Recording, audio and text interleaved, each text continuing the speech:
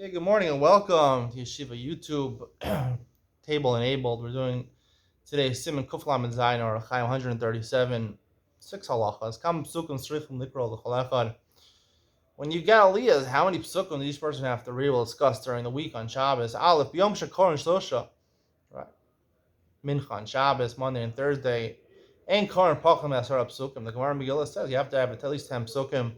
Vayidaber olam in aminya, V'dar Hashem al Moshe Lemor counts as a puzzle if you thought it didn't. We salik in Yana, the basar master psukim. Let's say you end the parsha, right? You have psuchos and stumos in the Torah, right? We end parshios, and there's a space in the Torah between different parshios. If the parsha ends after 9 psukim, you can go on Parshas Amalek. This is really the only example. Parshas Amalek we read on the morning of Purim. She'ein ba'al tisha psukim, which is the end of Parshas B'Shalach, I think. She'ein ba'al tisha psukim only has 9 psukim. Shaper done, but yeah, that's okay. There's no reason to start another one because when you start a new parsha, you have to read at least 3 psukim, where it says in Megillah. Beis ein korin im kolechad pachos mishlosh psukim. Now we divide it 10 psukim. Right, so each Ola has to get at least 3 psukim. You can't give 2 to 1 and 5 and 3 to 1. Shaim korin shlosha shlosha. 3 people read 3. V'echad kori arba. V'ezem mahem shekora arba. Arezem meshubach. The most important aliyah is the one who gets 4 psukim. Right. The Gemara in Megillah says that there's a reason to call the first, the second, and the third. There's reasons to give importance to the first, second, or third. Right. The third is Malam Makodesh V'lo Moridin. The first is the first.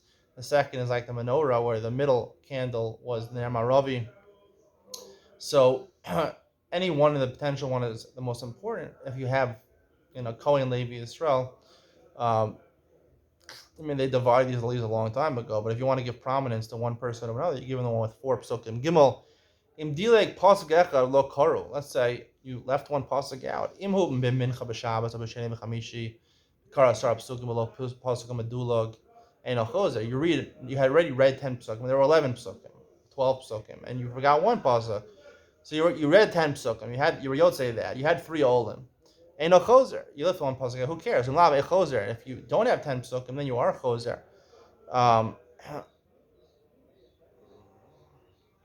The reason is because you're going to read these psukim. You're going to end up saying these psukim during Shabbos coming up. About Shabbos, he says, "I feel like pasuk echad chozer v'korei." You didn't leave one pasuk, right? We'll explain this more in Ian to Leon. You have to go back. I feel akash hilseres Torah. Amar Kaddish. You return the Sefer Torah to the Aron. He said Kaddish. You go bring the Sefer Torah back and read it. Chozer v'korei hu shnayim mimo. You have to go read it again, and 2 other people aliyos, because you always have to read at least 3 aliyos and 10 psukim. I feel hiftir of his pal Musa. You did have Torah, not only you done Kaddish, you done Musaf, Choser v'Korei. There's a chiyuv on the tzibur to read the entire Sedra, the entire Parsha. Parshas HaMoadim, the Parshas of the Moadim that you read on Yom Tov, Dinam K'Mincha B'Shabbos V'Sheni V'Chamishi L'Fi Shekvar Karo Parshas of Shabbat Shalom. Again, the main chiyuv is, like we celebrate on Simchas Torah, is that you made a siyum on the entire Torah. If you didn't make a siyum on the entire Torah in public, you have nothing to make Simchas Torah about. So therefore, you have to make sure that during the Shabbosim, you don't miss out a pasuk. However, the Moadim are from other parshios that we've read already in the Sefer Torah, going through in the Sefer Torah. So if you skipped a pasuk and you already had 10 psukim and 3 aliyahs, it's okay. Dalit. Im kara echad shnei psukim, if one person read 2 psukim, sarach laster of a likros. Even if he made the bracha afterwards, he has to go back and read. Each person has to get at least 3 psukim, each ola. If they only read 9 psukim, they don't have to go back and read. Meaning, even in the case of Amalek, the reason only 9 is because that's the end of the parsha. But even if it's not the end of the parsha, but you're already 9. Look, you're supposed to read 10. Right? Keneged, like the Gemara says in Megillah, the 10 mamoros that HaKadosh Baruch Hu created the world with.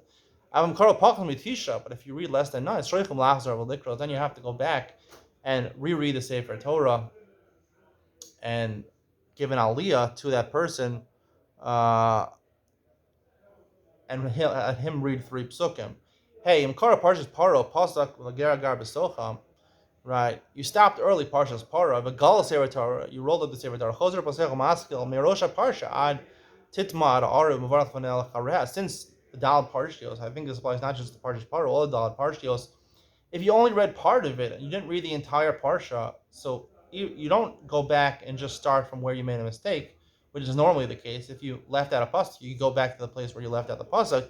Here, since it's viewed as one parsha, if it's not written in its entirety, meaning you made the bracha achrona after the aliyah, after finishing this parsha early, then you have to go back to the beginning of the parsha.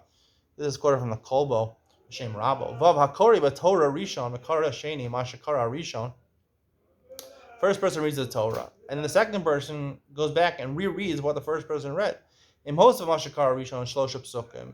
If the second person added 3 new psukim, oh afilu shnayim, makom mitla efshar, or like on Rosh Chodesh, we'll talk about that. Rosh Chodesh, the minhag is to reread one of the previous psukim and to only read 2 more psukim. There's no other way of doing it because the parsha ends at that time. Also, Sheni Olam and Aminyan, because at least he read 3 psukim b'diyah, 2 new psukim. So Rov, you got 3. Rov your aliyah was new psukim. So there's chashivas to your aliyah over there. And you read 3 psukim. That b'diyah is okay. But Imlav, Eino Olam and Aminyan. If you didn't read 2 new psukim, then you don't count. Chus mipari achag mishum d'lefshar, except on Sukkot, right? Chol Hamoed Sukkot, the last aliyah, the 4th aliyah, you're basically repeating exactly what the first 3 olim said, because it's not that you can't read anymore, because the next day's parim are not today's parim. So it's not wrong to read an aliyah that doesn't make sense on today's day. So therefore, there's no choice. Makom d'la efshar, we say it's okay to reread the 4th aliyah, to reread all the first 3 aliyahs, even though you're not saying anything new. I want to talk today in Ian to lean on about the difference between Shabbos and the other aliyahs. Why Shabbos we're so makbid that you have to say every pasuk. Other Kriyas HaTorah, you don't have to be the Eved. We don't make you go back. Talk about that in Ian to lean on coming up next.